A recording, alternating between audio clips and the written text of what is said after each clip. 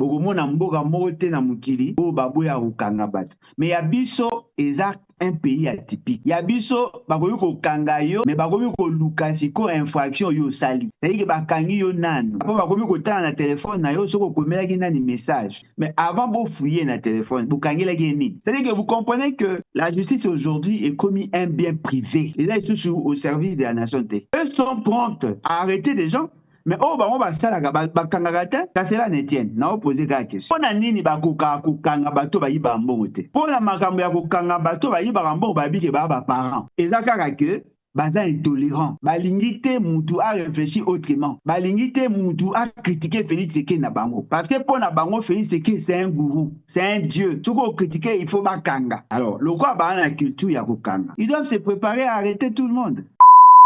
batunaka kaka balobi mpona nini mwana mboka Alain Bolojwa ye bakangaka ye sikoyo bato bakangi deya combien ondire deja bakanga bato nyonso etikaka ngambu makangama te sikoyo nakomi de meshe na bango temps ntango Kabila na Félix Tshisekedi bazalaki ensemble n'est-ce pas naleka na batv na chaîne na yo na kritika bango mais pendant qu'ils étaient ensemble bakanganga pe te ozwi mutu lokola Kabunda mutu lokola Kabuya ozwi mutu lokola Fayulu na periode mpe ya Kabila bakanga bango pe te donc bango tout bakangama te na barégime wana baa bacomplice ou sinon ezaka nga nanu bakanga te na Congo mobimba to nazalaka complice na bango.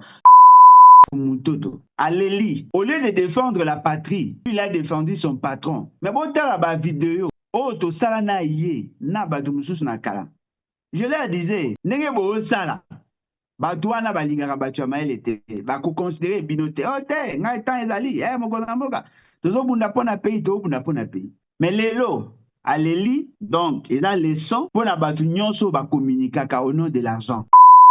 Après Ouvira, il n'y avait aucun dispositif de défense. Aucun.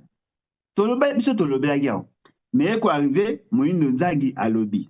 C'est qu'il a dit. Il a dit que la vérité. Est-ce que ça relevait de la compétence d'un ministre de l'Agriculture à l'obé à Maramaguer? Il est chargé à Olona. Au lieu qu'à l'obé l'agriculture, à comment spécialiste sur des questions à défense. J'avais déjà compris qu'il y avait effectivement un problème. Comment est-ce possible? Ces questions-là, elles ont corrélé le vrai débat sur la qualité à commandement du pays. Le pays est en train de dérailler. Mboka et Komaliboma. Oh, tout bozo monana et ça va conséquences logiques. Nous avons posé question, maman. Au soit mon ministre de la Défense a le Canada TVA beta masolo à guerre. Alors ça la motte, pas tout monsieur ça la garder à la place mais c'est pas sérieux. Moi, je comprends M. Mouzito. Et je sais que je peux comprendre qu'il en comprendre. Parce que, Mbongo, au sein de l'armée, c'est le vrai problème, il y a défense, il y a résolu. Le problème, il y a Congo, et là, il y a un problème lié à Mbongo. Le problème à Congo, il y a un problème lié à la coordination. Mais quand on peut imaginer, na Venezuela, tomoni, équipement au Venezuela, les alaki nango. Tomoni, la qualité à militaire qui formé qui na commandement. Mais il fallu quelques gens na carte au sein de l'armée dans la corrompue pour que les dispositifs ignorent ce débat. Un président de BIC en fonction. L'armée était là, oui ou non. Vous pouvez avoir tout le moyen du monde, mais dès lors que vous gangréné ou anaté, on ne fera rien. Ata soki to zumbo ngango, to resombe équipement kam lelo, ata soki to resombe équipement lelo, ba soda ba ko utiliser ngo lelo. Pona nini boko yuko kanga mutema te bokangi minoko na bino, bosali makambo ya ko bata mati mukolo boko mona ke boko mi pre bo frapper. Pourquoi bozo loba nyonso boko sala? Félix Tshisekedi a lobaki ke ala na tendance belliqueuse te, lui n'est pas un va en guerre. Mais sur le ministre naye qui n'a rien à voir avec la défense, azobete la bino masolo ya Bitumba, ayebi ni logistique, ayebi ni l'opération, ayebi ni renseignement, ayebi ni l'administration de l'armée. Mouzito ayebi mamba wapi. Ayekoli yango wapi. Depuis quand Mouzito a comme spécialiste, ya koyeba que telle armée est prête à faire la guerre. Ayebi yango wapi. Et le réseau Poma, les politiciens congolais, ils sont devenus trop bavards. Et le réseau Poma Bango, ils sont devenus trop fanatiques. Et le réseau Poma Bango, ils sont devenus trop vieux et ils sont ignorants. C'est pas nécessaire. Les gens préfèrent passer leur journée en dénonçant ce que le AFC M23 fait dans les zones occupées, au lieu de chercher à s'organiser pour récupérer ces zones-là. On n'a pas besoin pour rappeler à Rabiso qu'il y a un problème. Non, ces problèmes-là existent. Quelles sont les solutions préconisées pour résoudre ces problèmes-là? C'est là où Tozo Senga.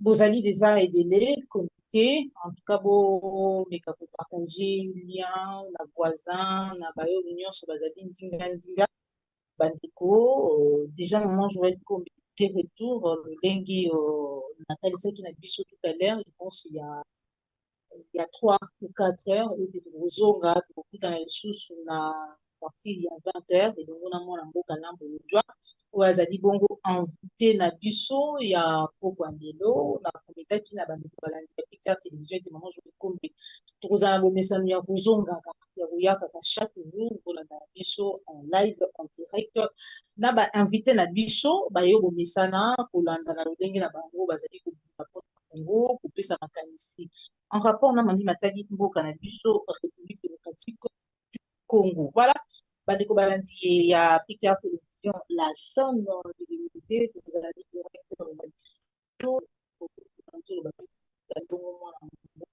Alain elongo na ye nde tokosolana nio bato batali mboka na biso baarrestation bayi baactiviste bayi politique baarrestation ya bajournaliste mais aussi bamenace alors yebi il y a quelques années ou quelques temps président de la République actuelle atalisaki ete baprison clandestine bacachot ekoexiste lisusu te pamba te azalaki ye lolenge nini Joseph Kabila azali bongo président de la République politicien na ye to pe régime na ye bazalaki koprocéder to pe bazalaki bongo kotraité bacongolais to kolobela bongo mami matali déclaration sortie médiatique ya ministre ya agriculture Moindo Nzangi oyo asilaki bongo sala révélation sur avancée ya bayi AFC M23 bayo bazali bongo bagrisseur to pe barebelle oyo bazali koagresse mboka na biso kozwa commentaire to pe analyse ya mwana mboka lambo lojwa sans oublier baakisation oyo asilaki bongo kosala na nzela ya lettre na ye ya 30 décembre 2025 mpona président ya conseil de sécurité kotalisa ete bayi AFC M23 bazali kocréer état mpe bacréer état parallèle ya terreur sans plus tarder bandeko balandi ya picture télévision déjà mwana mboka Alain Bolojwa oyo azali déjà na nzela ya sida na nzela ya vidéo journaliste ndia di kopesa biso mwana mboka Alain Bolojwa oyo topesi mbote mwana mboka Alain Bolojwa Mbote maman Nangai, mbote na balandi, en tout cas, merci beaucoup pour l'opportunité. Nalingi, d'abord, Nasa quitté d'un agréable devoir. Voilà. C'est lui de remercier Bandero Nyonso, Oyo Bazalaki, déjà, na Moi, le quoi Bomonaki, il y avait un problème technique. Et je crois que le problème vient d'être résolu. Et c'est déjà une bonne chose. Nalingi na félicité Bandero Nabiso Nyonso la technique, pour rendre possible l'émission à Lelo. Et puis, na sepeli makasi na retour na yo, peut-être ngane na le karaté, mais na moni ki retour wane sali bien, parce que déjà na mona ki bate belé par réagisaki, ba ko sepela penza makasi elan o ezwami ekende liboso, parce que plus clair télévision ezali parmi ba chaîne oyo bate belé balingaka par rapport à la pertinence, il y a ba question par rapport à la manière d'aborder les choses.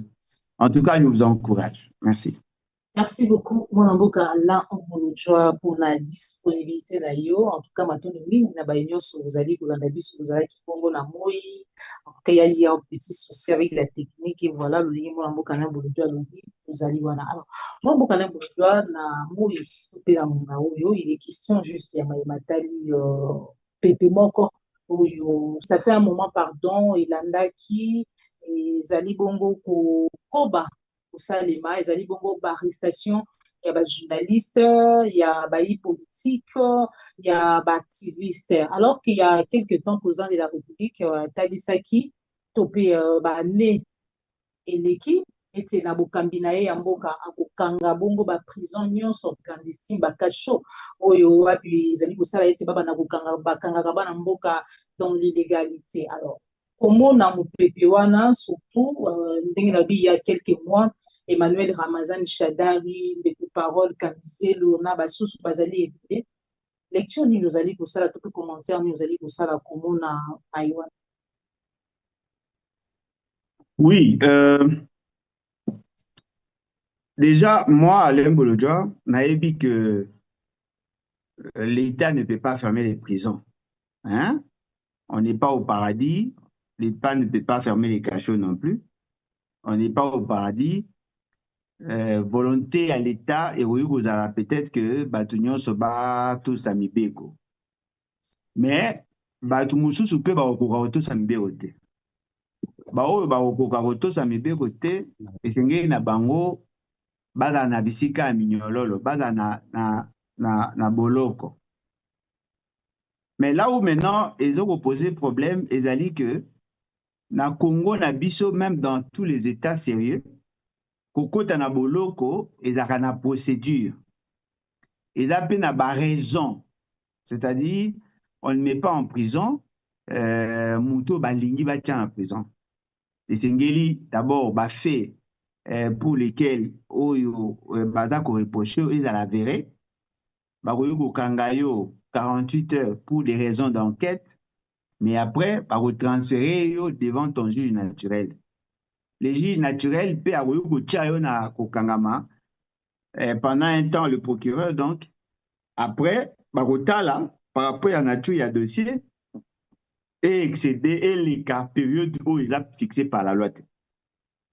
Ponani, parce que nous sommes une société. En tant que tel, il y a ce qu'on appelle la juxtaposition d'intérêts. Vous comprenez? Na kati ya mboka na biso, tozana batu, ya lolenge epele. Tozana batu, oyo bauti bisika na bisika. Tozana batu, oyo, bazana comportement, na comportement na ye. Maintenant, tu désirais qu'on vive ensemble en société.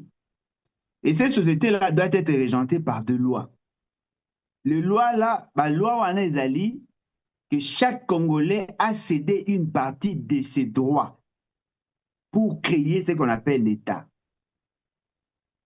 Et le principe ezali boye.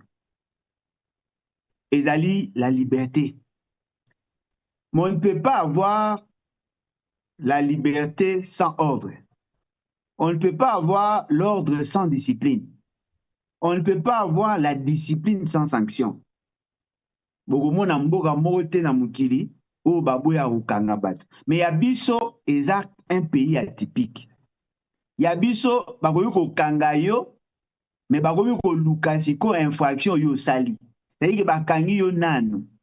Après bakoyi ko tala na téléphone na yo soko komelaki nani message. Soko sala kini, c'est-à-dire que le fait bakangela ki yo. Ezaka po basiliki, bana posa basambusa yo. Mais na kati siko ya téléphone bakoyi ko luka siko ba infraction. Na boindo komona ba présenté donc voilà bakangaki parce qu'il était en communication avec les ennemis de la République. Pona nini parce que tant to fouiller na téléphone na ye mais avant de fouiller na téléphone bukangela nini. Vous comprenez? Ce sont ces réalités là. Biso les battants tozwa bokondi to kanga boloko te. Boloko ekozala. Mais boloko wana ekozala régi par des lois. Ba loi ekozala que soko okangi mutu sans avoir le droit à kokanga ye, yo pe bakangi yo. Soko okangi mutu, il faut vous sambisa dans les délais. Sauf peut-être ba cas exceptionnel, peut-être il faut boluka bo approfondir dossier, boluka, bo ça ba recherche, boluka ba information. Sengi ba enquête. Là on peut comprendre que bazana na kati ba enquête. Mais on est dossier le quoi à tamiser. En tout cas, moi personnellement, je trouve qu'il n'y a pas eu d'intelligence dans la procédure. Il y a liboso. Bakangiye na ipene. Bamemiye eska bamemaki babombiye pendant près de 3 semaines. Après babimisiye basalisiye vidéo o bango balobi ka sengi pardon. Bazo senga pardon et pas nani et pas Félix Tshisekedi. Bazo senga pardon et pas bateau bazaki na en face. Mais la formulation na ya pardon. Azo senga pardon te pona mabe asalaki, mazo senga pardon po ba senga ki ya senga pardon. Mais après bazui dossier quand même, batini na justice. Dossier batimemeli na justice zani. Ou alobaki likambo moko ou etutisi mutema ya mokonzi. Mokonzi yango ye muta sengi bokanga ye to eza initiative na bino. Bazui dossier bamemi na justice. Tango bakomi na justice, la justice ne se pose même pas la question sur le respect à procédure. La justice, le procureur a joué à Bombi. Pour baza kolinga ba fixer affaire pour qu'il y ait négociable devant les juges. Bon, mais maintenant, vous imaginez, est-ce que kokanaye to le lenge marambe salemaki et c'est qui va faire l'enquête? Parce que le dossier est clair. Bobi bokanye na maloba o ya lobaki na média. Mais pourquoi alors bokanye pendant 21 jours alors que la constitution est sengaki bon memaye devant son juge naturel 48 heures après? Parce que le fait wana est aussi une enquête. Mais bah juillet quand même, bah tu na cacho. Tango bah tu na cacho, tango bah fixer affaire, bah samba, bah bimisa sko bah vidéo, na bah audio, bah voilà. Ou le cas qui na space tel, ou le cas qui na YouTube, ou le cas qui na TikTok, ou le cas qui likambo. Mais likambo wana o ya koloba, boza na mode na support. Pour ça les pas enquête hein. Est-ce que l'or y a poussé à camiser le barolakisa biso ba résultat enquête? J'ai doute fort. Barolba biso kaka voilà, alobaki eloko boy, yango c'est pesi mokonzité. Donc, mazako sala biso référence.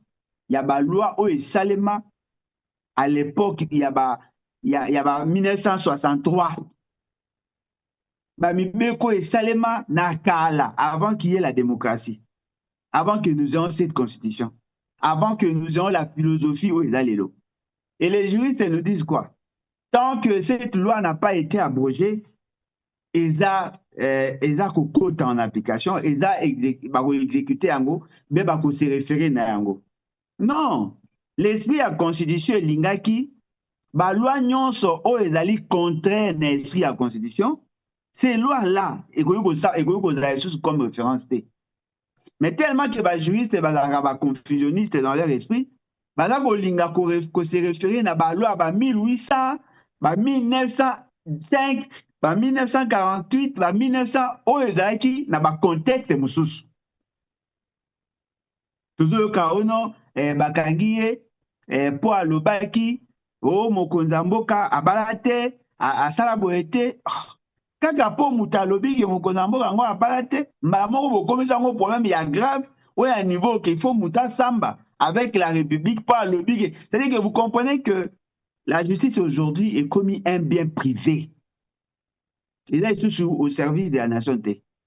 Parce qu'il y a possibilité de mener une démarche pédagogique sans nécessairement qu'il y ait une voie répressive. Il y a certains faits. Et ça va faire.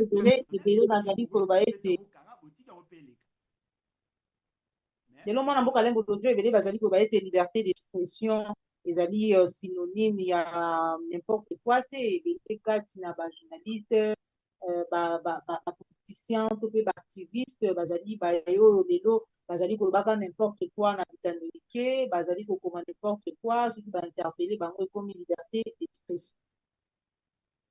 Mais maman nangai, liberté d'expression na libertinage. Et ça va mot français, non?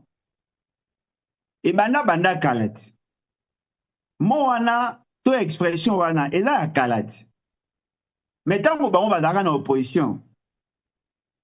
Pour ani ba rappeler ba douter il y a une nette différence entre liberté et libertinage. Aux hommes congolais, c'est-à-dire que quand il change de position, il change même sa manière de réfléchir. Parce qu'aujourd'hui, le fait seulement que Bango a un pouvoir, mais quand Kabila a arrêté les gens, parce que pour la Bango, ceux qui vont bomber aussi Moukeni, na période de Kabila, ils ont infraction, ils ont mabé. Mais ceux qui vont bomber, na période de Bango, ils normal. Ceux qui vont critiquer Nakala, ils sont normal. Les gens vont critiquer Bango, ils sont normal. totala kaka situation kaka ya kobala. Mama na ngai oyebi te na période ya Kabila batraita mwasi ya Kabila de pute. Balobi ke mwasi ya Kabila aza ndumba abima azalaka mwasi ya Eric Kilenge mwana na ye wana azalaka mwana na ye te. Bato nyonso baloba yango. Mais il y a eu combien d'arrestations?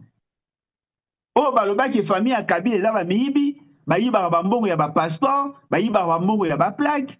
Quand ils disaient ça, ils étaient en liberté. Mais maintenant, bango baye bakomo ba batu, il faut confondre liberté na libertinage te. Car cela ne tient. Si ko liberté bandi wapi. Ce qui ata boboyi libertinage, pour mes até, liberté à batu, il y a liberté d'expression et bandi wapi. Et ce qui wapi. Pour tout mona wa bafinga nani président Assemblée nationale, comment elle s'appelait encore? Mabunda, baloba yango. Bafinga mwasi ya Fayulu, bafinga mwasi ya Moïse Katumbi, bafinga pendant qu'ils sont au pouvoir. Mais apparemment, libertinage, yango, ils ont des côtés na bango. Eux sont prompts à arrêter des gens, mais oh, bango, basalaga, bakangagate, tout le monde a battu, ya au pouvoir, bazo finga basi misusu. Baza ko humilier batu misusu. Mais ce que comme il y a bango, bazo rappeler batu. Donc, il pas Félix Sekedi. Soko pimi na balabala ongolo baki maizate, il faut réfléchir à cette fois parce que koyuko za la paix na saut d'humeur ah oui non et ça libertinage comment koyuko lo baki maizate neti mutumo azolo balanga alobi yo nyonso mona aka Félix Sekedi est-ce que mai yemte aza apea ko pesa kamino ba mai nanda soki nga alobi que oui et ça y habite ozo saka et ça outrage yé pas kaninga parce que olobi na Félix Sekedi que maizate olobi que salaire ezate car cela ne tienne na poser la question. Est-ce que justice, et ça par rapport à la liberté d'expression, tu peux par rapport à certains faits, tels que les détournements, tels que la haute trahison, tous les actes qui sont en train d'être posés. Pour la nini bakuka kukanga bato ba yiba mbongo te. Pour la makambo ya kukanga bato ba yiba mbongo ba bike ba parents. Mais ce que les alliés makambo ya po ba tout ici mitema na bango ba critiquer bango, wana nde ba lobby non voilà, et ça est liberté. Pour mes athées. Si ko tant bakangi Shadari, bakangi pour avoir dit quoi? Il y a pas libertinage. Raison ya kukanga kabu ya kukanga enani Shadari ezani. Et ça peut par rapport à libertinage. Parce que tu sais que ba raison bakangi mutu wana te. Ba dumsu ba kuta ke na dossier sensible. Bino boyebe ondeni. Boyebe ondeni nini? Parce que bato bakangi ba communiquer te. Kamize le temps bakanga ke to yeba kite. Il lui fallu qu'à ça la vidéo, ba même dossier na justice ne te ko yeba. Ba ridiculité ou ba commis. Et ça kaka que ba za intolérant. Ba lingité mutu a réfléchir autrement. Ba lingité mutu a critiquer Félix Sekedi na bango. Parce que pour na bango Félix Sekedi c'est un gourou, c'est un dieu. Ce qu'on critique il faut bakanga. Alors, le quoi dans la culture Yakukanga, ils doivent se préparer à arrêter tout le monde. Parce que je ne pense pas. Moi, dans mon cœur, considérer été. Je ne pense pas que même cet enfant-là va garder silence devant l'injustice. Nous sommes condamnés, tous à parler, pour ne pas être des complices naïfs. Donc, ils seront condamnés à arrêter tout le monde. Le quoi bakangi kangi, tam subiso lobby. Et comment le quoi ali kemba. Ozobi mananda ko ebite soko kozonga. Obia eta msu leza tour nanga. Après ba tour avino à qui le prochain tour. C'est-à-dire bazo luka ba yeba combien de personnes va kanga. Na tout ba bon pa yeba kangete bon ba kanga pe songolo. Mais doivent arrêter tout le monde. Ba tuna kakata balobi pona nini mwana mboka la bolo joye ba kanga yete wana na yete sona benga ngo inquiétude to ba to miluka ba mituna ka ba kanga ba disusu meye on dirait azaka de mèche na bango ou comment dire na bango to le mais maman ngai siko bato bakangi de combien on dirait déjà bakanga batu nyonso etikaka ngamu makanga mate siko na komi de mèche na bango temps. Parce que yango eza discours ya bato ya Kabila. Na bato ya Fayulu tango bazaka na ba problème na bango wana. Tango Kabila na Félix Sekei bazaki ensemble. N'est-ce pas les cas na TV na chaîne na on a critiqué bon. Mais pendant qu'ils étaient ensemble, bakanganga beta, ozui mutuloko a Kabund. Mutuloko a Kabuya. Mutuloko la professeur onani, ba professeur ya bango ya IDPS. Na période ya Kabila bakanga bango beta. Ozui mutuloko a Fayulu. Ozui mutuloko la prof Kitoko. Na période pe ya Kabila bakanga bango beta.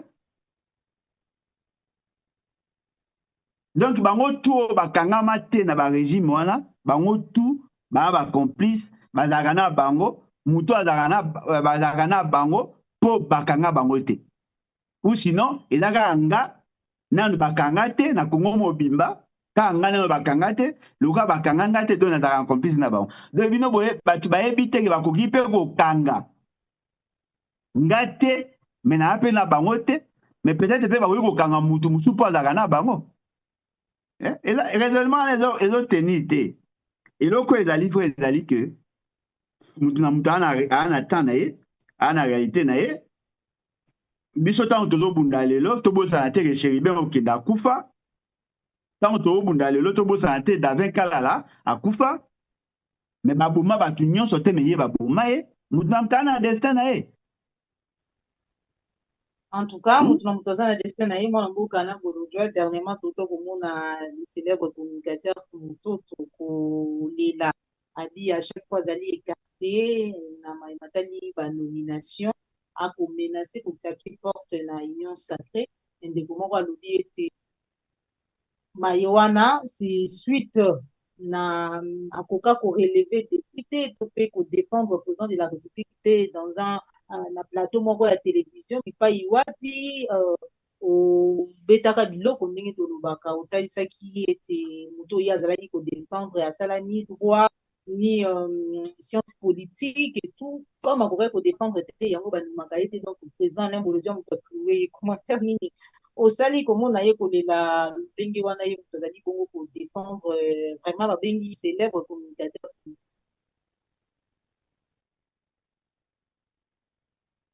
Bon, maman Nangaye, et c'est que tu es bello mort. Et dit que la vie a ses réalités. Hein? Batu mingi, bakoma na système ya, soki ya zana kanda na yo, alingi mukili mobimba, baza na kanda na yo. Soki ye aza ko défendre une cause, alingi ke batu nyonso ba défendre cause ou ya aza ko défendre. Pour bazaka na culture, il y a qu'on comprendre que nous pouvons vivre en harmonie que si nous sommes dans la dialectique. Il y a la thèse, il y a l'antithèse pour qu'il y ait la synthèse. La synthèse, c'est la société. Une société équilibrée et où tu as une contradiction. Qu'est-ce que moi je constate? Je constate que les Congolais mingi, balingi, batu nyonso bazala lokoso le roi bango. Omona mutu a défendre une thèse oyo eza mabe. Mazo défendre yango pona nini? Po ayebi ke intérêt na eza derrière. Ozo imaginer que to sala ba émission ebele. Mais résumé, il y a ba émission nyonso na sala na batu en débat. Et au suka lelo na le fait que nzoka tant tozaka na ba plateau makamu nyonso balobaka na biso ko finga o ba finga ka biso ko chola o ba chola ka biso ko luka o ba luka ka ba humilier biso ezalaka pona suka ba futa bango. Sikoyo mobini ya zoba ba futa ka ye na kabuzala pour qu'à un moment tu vas bongo proposer yango na ba invité na biso to pe ba to tozali ko yamba na nzela ya live la biso. Nous attendons le retour ya mwana mboka Alain Bonjour. En tout cas, il y a un petit souci, comprenez-nous. C'est surtout la première, je dirais la première fois dans le modèle Oyo, où la biso na la direct ya ba activité comme sous mais en tout cas c'est un une première fois. Alors, toujours les cas pour ça, là, vraiment, effort, il y a pour améliorer la technique à ses caprices, et voilà. Nous attendons le retour du président Alain Boulodjoa, qui est déjà là. Moi, la boucle Alain Boulodjoa, c'est que je l'ai dit, Jonas, est-ce que c'est bon? Ok, moi, la boucle Alain Oui, Boulodjoa. Oui, ok. oui, en tout cas, désolé, il y avait un petit souci là. Oui. En fait, je disais, Mobini Yazoba, Bafutaka yo bele kwanga ya pamba. Je crois que cette sagesse, une sagesse, moi, vous allez partager dans toute notre tribu. Pourquoi j'insiste là-dessus? Des gens qui nous contredisaient, des gens qui cherchaient à nous humilier, bazalaki kaka comme la seule leitmotiv d'être reconnu sous le soleil, va reconnaître bango le quoi battu bazalaki au service à Félix Sekete. Au bon lelo, ndeko na biso Fumutoto aleli alobi abundelaki mokonzi ya mboka, c'est-à-dire Félix donc, mais union sacrée, ils ont considéré combat na été. Au lieu de défendre la patrie, lui, il a défendu son patron. Si on a patron, dans un contexte oyo, et ça dit que yo ko se retrouver té. Parce que Félix Sekete a sa philosophie à lui. Il est géré. Félix Sekete n'est pas le décideur. Batumusu nde ba décidaka. Il a travaillé, d'après lui, pendant plusieurs temps, mais à ça qu'on s'est retrouvé, voilà pourquoi elle est liée. Mais bon, tu as la vidéo, oh, to sala na yé, na batumusu na kala. Je leur disais, nenge bo sala, batouana balingaka batu ya maele te, bako considérer binote, oh te, ngai tan ezali, mokonza mboka, tozo bunda pona pays, to bunda pona pays. Mais quand il s'agit de défendre leurs intérêts, ils se rendent compte que, effectivement, il y a des gens qui pleurent. Bango pe bakoti na liste ya bato akolela. Mais le bémol na ina tia par rapport à Fumutoto zaini. Et Fumutoto, contrairement à d'autres communicateurs, Fumutoto est sociétaire de l'Union sacrée. Vous comprenez? Aza sociétaire de l'Union sacrée. Il est parmi les présidents ou les représentants de partis politiques au sein de l'Union sacrée. Basala parti na bango, baye ko adhérer na l'Union sacrée. Bon, baye ko créer ensemble avec Félix Sekete l'Union sacrée pour ya ki tang babengi baninga baya babenga ki bango baya basanga. Bango tu bazaki na FCC cash. Ndi baye ko kende na Union sacrée. Tango ba komi na Union sacrée, à mon carence en communication, il communiquait parce que c'est ce qu'il sait bien faire en fait. Il communiquait dans l'espoir que ba otcheka. Naka wana et la rasoki a défendre une cause. Bako kabele carburant, bako kabele chemise, bako kabele pantalon, kaobika nde mamba esa imaka. Mais lelo, aleli, batu ya IDPS, basali ba vidéo, balobi, aza ingrat, aza reconnaissant te, ndenge nini ye, azo ba avantage ebele, bapesaka ye bambongo, akendaka na Lubumbashi, akendaka na Kananga, bapesaka ye bambongo, pona nini azolobaki alia te. Non, bokolisaka mayele, bo comprendre que démarche na yé, et dans le niveau de la société, et dans le niveau de la politique, et dans le fondé. Parce que au moins, ba maman, ba fille, ba jeune fille, ba sali ba vidéo, na ba jeune garçon, ba sali ba vidéo, là où ils confondent. Pour Fumutoto communique, mais il est président d'un parti. Vous comprenez? C'est-à-dire qu'il est président d'un parti politique. Il n'est pas militant. Si quelqu'un se retrouve, cela veut dire que son parti ne se retrouve pas. Je prends cet exemple. Ma femme, ma dame, ma demoiselle, ma zoloba. Que pour Fumutoto, peut s'arrêter bambongo, azu avantage, tout ça. Boy bisa bango boy. Fumutoto a muninga na bango te. Fumutoto a président à parti. C'est vrai que bino nyonso bo communicaka. Mais bino nyonso bo na statut monté. Lui, il est président d'un parti. Aye na parti na bino. Bon, aye na plateforme ou bousala. Mais ce qu'on tali siko, bato bazo lobanaye, bato bauti ba parti ou ils ont ba poste.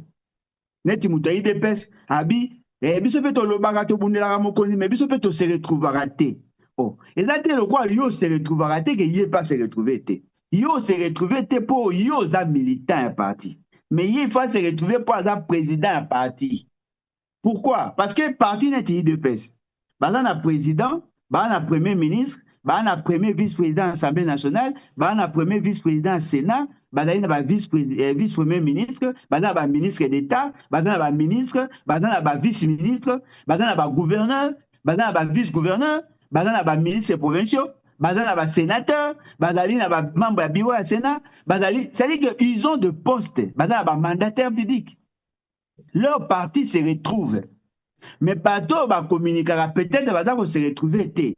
Mais ce que bango le quoi va monique Fumuto talika à peine à TV pour na bango bazo kanisa que bango le quoi va se retrouver, c'est normal le pays a se retrouver. Non, c'est pas, les raisonnements à bango est logique. Bukabela mbongo pour azako sa la bino musane na bi mubini azoba. Mais parti na ye ko vivre na mbongo bo pesa ka yete. Bato bayaka na ba plateforme politique ya boye po balia. Bazwa poste, bazwa pe ba avantage lié na fonction. Afin que parti na bango peut vivre. Si vous bino parti na bino zo vivre. Kabuya aza président parti ndenge mona fumutoto. Mais Kabuya aza kolia. Bato na ya parti baza kolia ba ozo bambongo. Mais yesu ko ala na posa ya mutala bobi te. Biso pe tozwaka te. Non. Raisonnement bino zo tenir te. Donc, et là leçon pour la batunyon so ba communiquer au nom de l'argent. Bobimaka babini ya zoba oyo bafutaka yeka kwanga ya pamba po azangelo ba olela. Aujourd'hui, débat est commis, mais bato bosana que les frustrations au sein de l'Union sacrée et la peine d'incidence sur la fonctionnalité de l'État. Bato oyo baza na Union sacrée, baza victime, il y a égocentrisme, il y a IDPS allié. Tout le monde se plaint. Il n'y a pas que Nani Kamere Mutazole, Nani Fumuto Tazole. Kamere a un problème. Bahati a un problème. Bazé Belé, oh, bah, un problème. Bazako mona que, ambition à Bango est allé mal gérée. Et devant cette réalité, il est en droit, dans la politique, il est en droit de revendiquer un droit. Un droit à qui? Hein? Ma pose c'est à couper ça, Belé. Pendant que les autres sont nommés, lui et les membres de son parti ne se retrouvent pas. Et la grande question, comme il posait, à quoi ça servirait? Il y a dans une famille politique où les autres mangent, il y a d'autres mabo. Vous comprenez? Donc, voilà. Maintenant, nous avons pour avancer na émission na biso, vous allez beaucoup l'émission na biso, vous allez qui sortie médiatique. Il y a ministre ya agriculture Moïndo Nzangi oyo apesaki makanisi na ye soki pe eleba ezali makanisi te azali na ngambu mosusu kotalisa ete soki ezalaki tweet ya Marco Rubio te M23 AFC na ngonga oyo tozali kosolola nde baza deja na ngambu ya Kalemi parce que na balabala to pe na nzela résistance moko te nzela ezalaki kolili. Les lois allaient traiter de tous les mots, commentaires. Bon, maman Angaï, on peut remarquer que Bandeko Nabiso de l'autre côté, c'est-à-dire Bandeko Nabiso, il y a acte du mal, il y a pouvoir. On peut remarquer surtout bataille des pèses, on peut remarquer qu'il va y avoir les militaires. Parce que le débat, M. Bango, c'est Sitara. Et pour ça, on a réfléchi à 2 fois sur la qualité de l'homme d'IDPS. Nga, Alain Bolotoa. J'avais fait des émissions, j'avais fait des vidéos avant, pendant et après Chit ya Ouvira. Naloba Iboye. La stratégie au Basalaki, il y a qu'on protéger ville, na kati ya ville, et aussi mbate. Moi, je l'avais dit. La meilleure manière de sécuriser une ville, Ils allaient créer ce qu'on appelle le bretelle de défense, loin de la ville. Parce que lorsque vous entrez dans une ville, et comme difficile na bino, il y a ça la guerre na kati ya ville. Pour bitumo bino bozo mener, bozo linga d'un côté pour éviter à ce que les ennemis avancent, mais de l'autre côté de préserver des vies. Or, bateau bada ko attaquer bino. Ba ko pousser bino bokene vers la ville pour que bino boza en tendance à protéger le peuple, bango ba attaquer tant que mona pour que vous lâchez prise. J'en ai parlé. Ba attaquer ba legi déjà dans la partie à ba Kamanyola, ils ont gagné. Ba bandi ko avancer ti ba yoko koma na Uvira. Na kati ya Uvira ba dispositif nyonso bango ba tchaki etikali.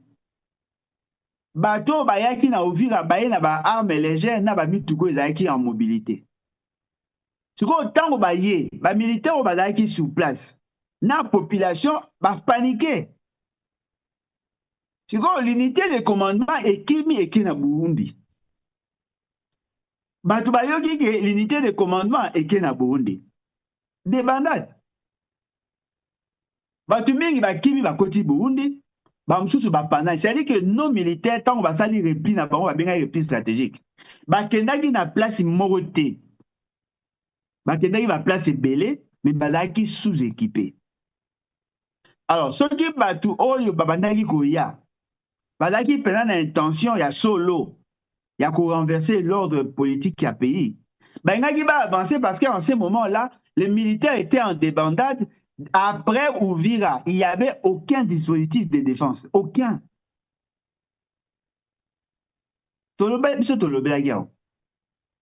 Mais quoi arrivé, Moïno Nzangi à lobby.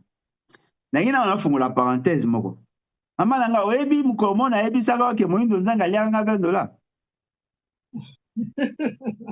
Na pesa kambo nanga ya ba bulletin, ya ba diplôme. Ya gradué na licence. Nous avons une campagne électorale. Nous avons parce qu'il y a un bon. Mais cependant, ce qu'il a dit, il a dit que la vérité. Mais est-ce que ça pouvait venir ou sortir de la part d'un ministre en fonction?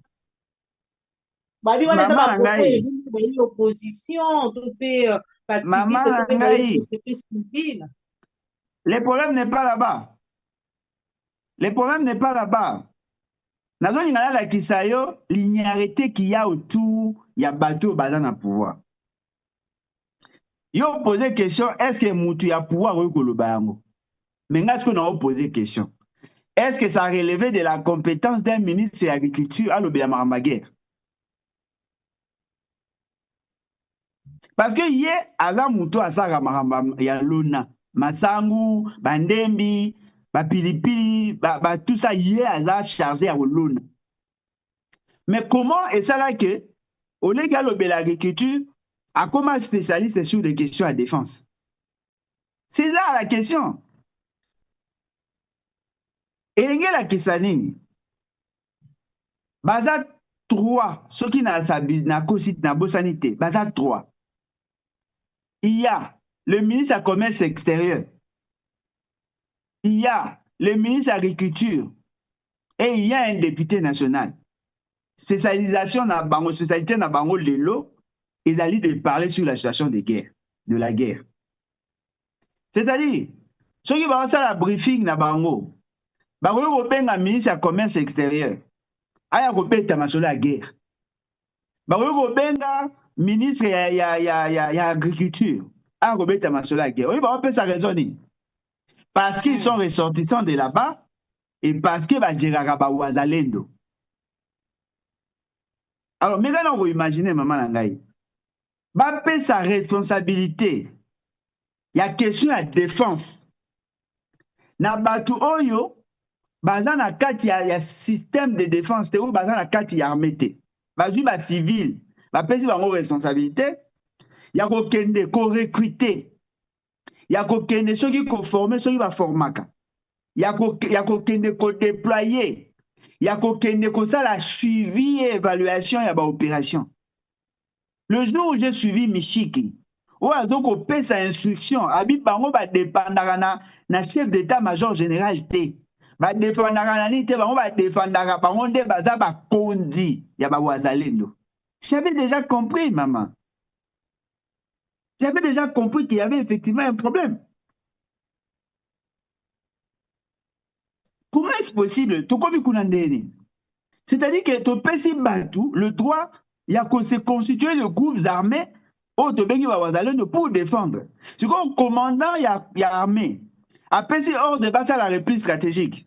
Bawazalendo, Bichikabi, Bango va aussi la réplique stratégique, te va ko attaquer ou vira, pour Bayoga qui s'en ok, Basoda, AFC 23 Babimi. Tant que Baye va coûter résistance, à ça, les sous sur réplique stratégique. C'est-à-dire que dans nos opérations, il y a plusieurs têtes. Et d'ailleurs, le corps monstre, il y a plusieurs têtes. Que chacun a besoin de gérer où il y a. Mystique, il y a aussi, on a des sous.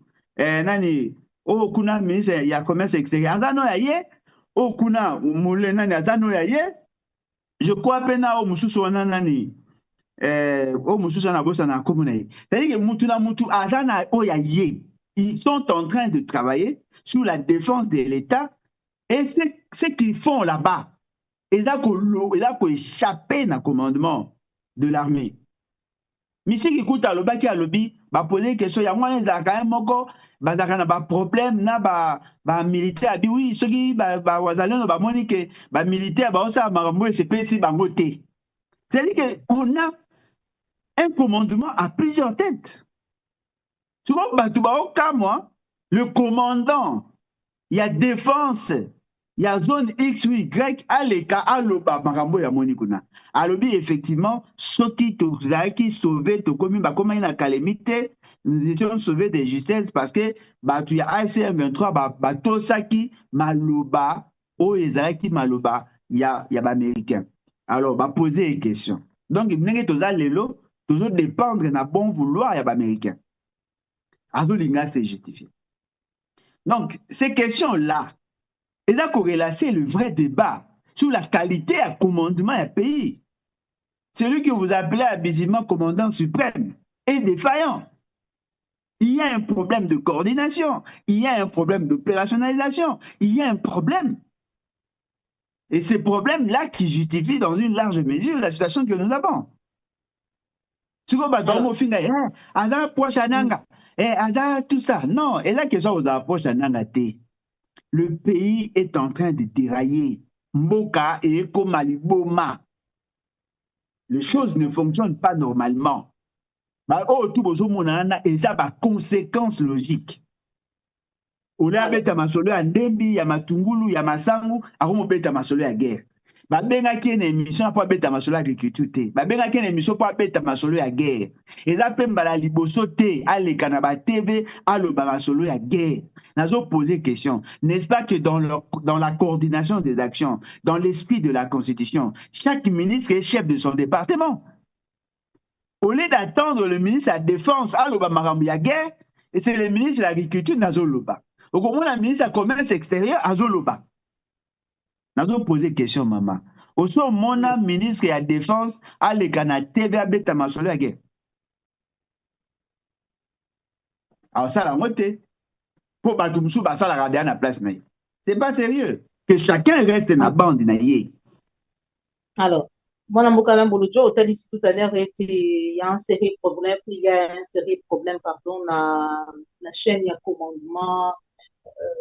En tout cas, il y a un série de problèmes. Mais ministre, il y a moi, Mboka d'autres musiques, à outil Bongo, on a interview accordé la bande il y a France 24, vice-premier ministre, le ministre budget, a déclaré que ceux qui Rwanda à guerre à Rozoyango, Bambati, aussi pour investir, Mboka a dit parce qu'il faut investir 5 milliards de dollars dans l'armée pour la guerre. C'est pas la première fois. Toyoka propos ya Ndelengi wana il est vrai à un certain moment et que ça dit c'était comment ils avaient dans le contexte tout dans le cadre de la campagne président de la République abaki à la moindre escarmouche. Lelo, on a beaucoup d'autres mesures d'adapter ici, le ligne, on a que 5 milliards de dollars investis pour la guerre. Est-ce que tout Kendango? Bon, en tout cas, moi je comprends M. Mouzito.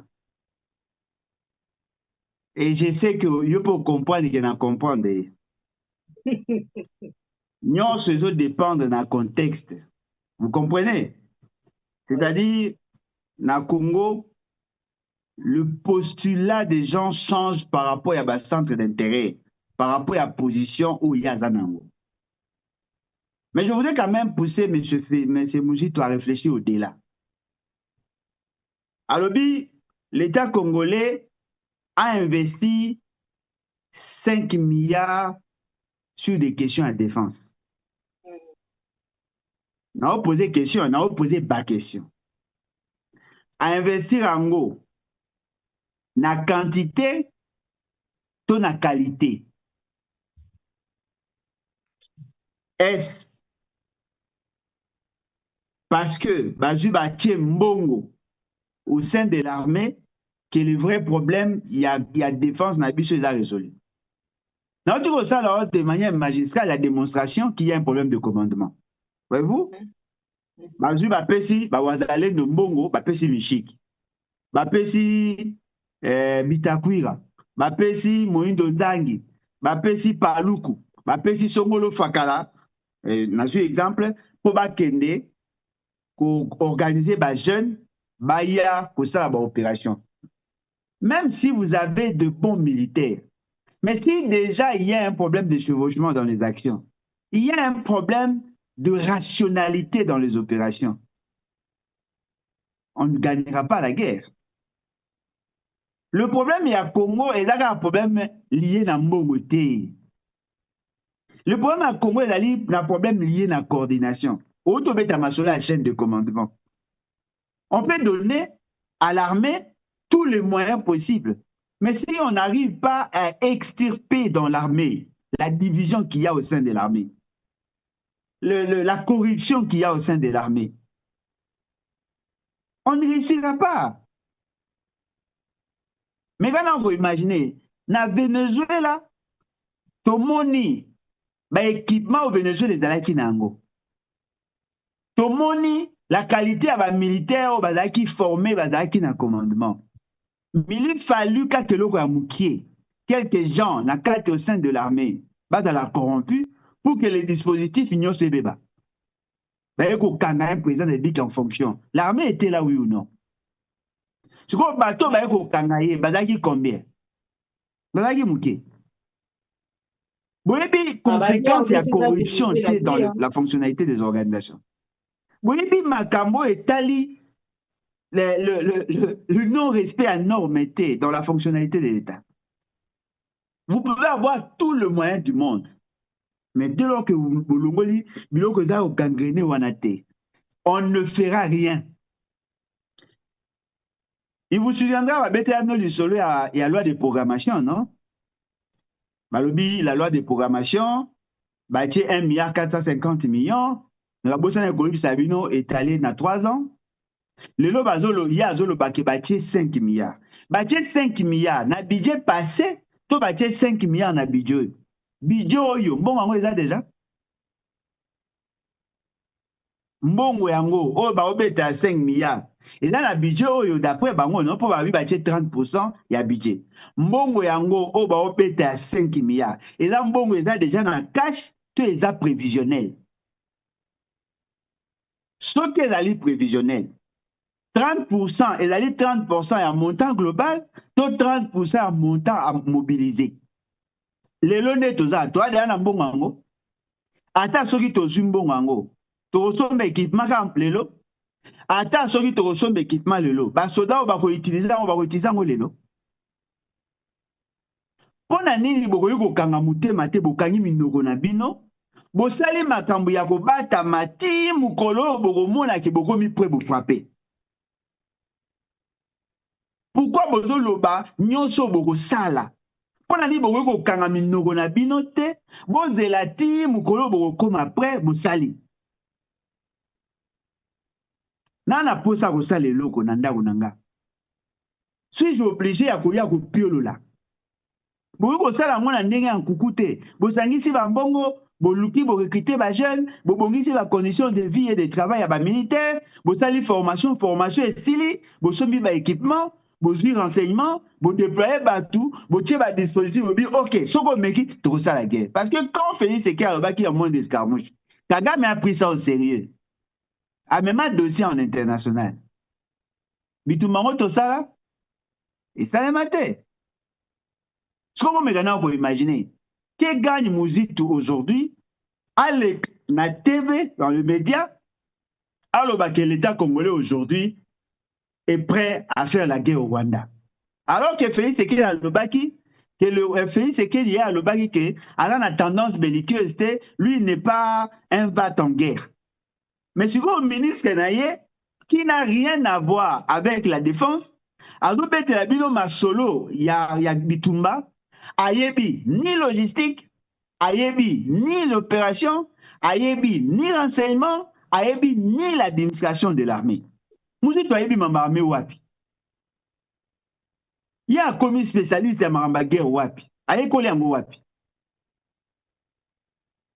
Ayekoli yango wapi. Depuis quand Mouzi to comme spécialiste ya koyeba que telle armée est prête à faire la guerre. Ayebi yango wapi.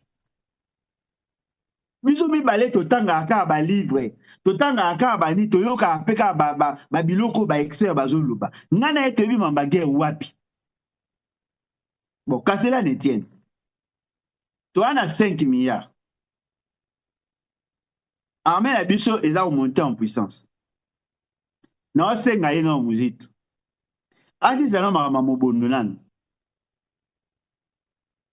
Po soki baza capable de rebondisa AFC M23 na 200 soki combien de groupes armés o baza ko sévir na partie est. Baba no aussi c'est makambo ya mobondo. Baketa 1 milliard. Pour la ni ba osala ngote. Et le réseau pour ma politiciens congolais, ils sont devenus trop bavards. Et le réseau pour ma bango, ils sont devenus trop fanatiques. Et le réseau pour ma bango, ils sont devenus trop vieux et ils sont ignorants. C'est pas nécessaire. Moi, le jour où on a pouvoir, je ferai la guerre. Non, je me prépare. Je me prépare. Le jour où je serai prêt, je frappe. Je n'ai pas besoin de chanter. Parce que la communication na bango destinée aux faibles d'esprit. Je ne pense pas que ces messages-là, na bateau baebi marambi ya guerre, bawe kokwa na ye. Batiaki ba dispositif na Goma. Goma ekweyati. Batiaki ba dispositif na Bukavu. Ekweya. Batiaki ba na Uvira ekweyi. Na Walikale pe ekweyaka. Il lui fallu que ba négocier pour que ba zonga. Hein? Botika ba blo musu, batika ba blo musu bazo sala wana. E bimisa mboka ngo lokwa mboka ngo batamayele bazarate, odiye batu mo babelaka mabomo na kibomo na ekomi ko sala bango ba effet. Ce n'est pas ça. Nous avons besoin à ce que l'État comme responsable ayeba elo nini o eza nécessaire ya koloba na o eza koloba te. Tout ce qui est conçu n'est pas nécessairement communicable. Bon pour bomba bablo sous ces appels secrets ba tutukaka belo et salami. Pourquoi bozo koloba nyonso ya l'État na balabala. Et là en sens temps. Alors, merci beaucoup, Mme Bokalan Gouloudoua. Comme la sous-émission a dit, pour finir dans une lettre datée du 30 décembre 2025, restée au président du Conseil de sécurité des Nations Unies, groupe expert au Bazali, pour s'occuper de la Makambu et arrêter le parti du Congo, va révéler que le mouvement armé AFC M23, Bazali, aussi limité, kakaté, na maimatali, logistique militaire, ça veut dire qu'au Bazali Kosala, mais Bazali engagé désormais dans un projet structuré, il y a occupation durable, mais aussi des gouvernances parallèles, mais il y a des réactions là. Bon, maman Ngaye, Je trouve il y a beaucoup d'amalgame dans la communication et ça sur nous, sur la situation à Est, sur la situation à défense ou à sécurité dans la partie Est. Biso, ceci n'a biso les années. Biso, ba oyo, ba congolais, ceci n'a biso les années. Il faut que non, il faut que tu ceci n'a biso les années. Bon, ce que je trouve un peu bête, c'est de voir que les gens préfèrent ériger un mur à lamentation, préfèrent passer leur journée en dénonçant ce que le AFC M23 fait dans les zones occupées, au lieu de chercher à s'organiser pour récupérer ces zones-là. Et là, on nini, oh, biso tozo luka. Tout ça, on a posé à tout, maintenant, voilà, et ils s'organisent, ils veulent occuper l'espace, ils veulent devenir un État autonome, mais ces discours-là ne servent à rien. Ce qui est essentiel, ce qui est important pour nous, comment arriverons-nous à récupérer ces zones-là? Moi, il y a une éducation dans ça. Baebisanga te que problème ezalaka mabe. Baebisanga que pour tout problème, il y a toujours une solution. On n'a pas besoin pour rappeler à Rabiso qu'il y a un problème. Non, ces problèmes-là existent. Oh, AFC 23 a occupé l'espace, oui. AFC 23 a bêta Rabatuna Biso, Congolais, oui. AFC 23 a constitué na Rwandais, oui. AFC 23 a Zoboma Biso, oui. Toyebi. On n'a pas besoin pour rappeler à Biso Ango. Toyebi déjà. Boyebi Sabiso Sikoyo. Quelles sont les solutions préconisées pour résoudre ces problèmes-là? C'est là où Tozo Senga.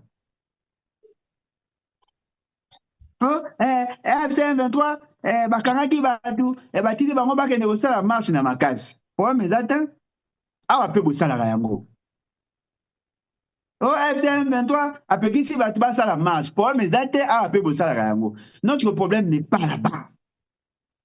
Problème na biso ezali voilà biso le gouvernement congolais tolingi to récupérer espace wana, nous nous sommes organisés. Tous à déployer les militaires, les militaires, on a déjà tout ça. Attention, tout le monde en est. Plus vous êtes là, 1-23 Saliboy, 1-23 Saliboy. Apparemment, vous êtes spécialisé quand on est là. Vous nous rappelez le problème que nous connaissons. Nous connaissons déjà le problème. Il y a des gens qui occupent notre espace. Il y a des gens qui veulent imposer un nouvel ordre politique. Il y a des gens qui veulent changer notre condition. Il y a des gens qui veulent avoir notre nationalité par la force.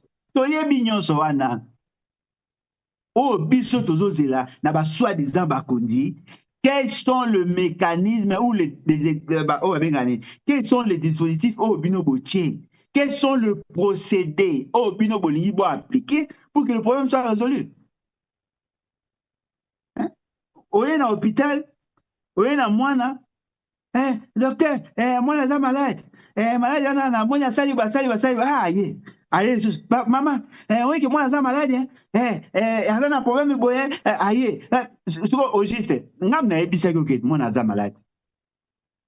Yebisanga, malade yango eza dû na nini et quel est le schéma à préconiser pour que la maladie soit guérie? Est-ce que vous recevez la médecin à rappeler la rayon malade? Vous recevez la médecin à la question de résoudre les malades? Voilà.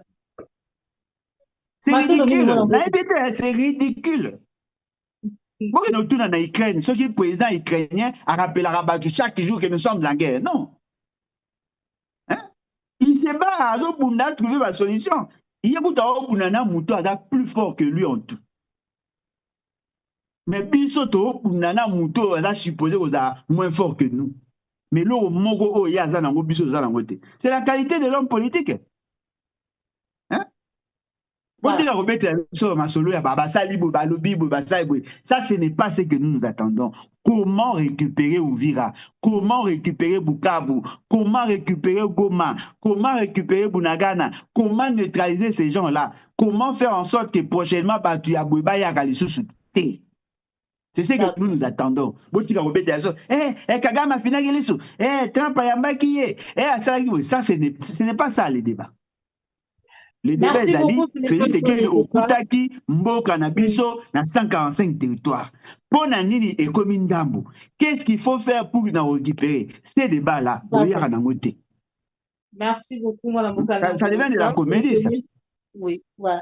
Comprenez-moi, Mbokana, vous le comme une émission na biso. Merci pour la disponibilité. Merci na réunion que vous avez kékelé au lundi biso na poko à lelo. Tokutani lobby toujours dans la émission na biso émission vérité de tous côtés. Maintenant nous avons na Mbokana.